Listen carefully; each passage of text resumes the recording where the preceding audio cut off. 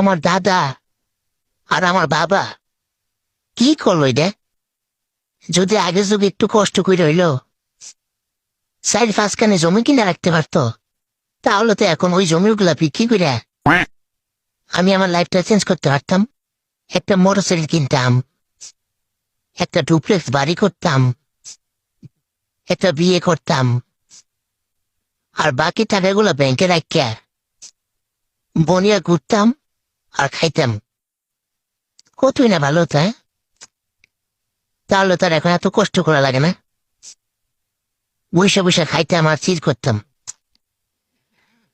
উফ, কি একটা অবস্থা। যাই হোক, কিছু করার নাই।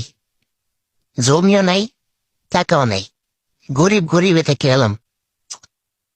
এটা আমার দোষ না, এটা হচ্ছে আমার বাপ দাদার দোষ।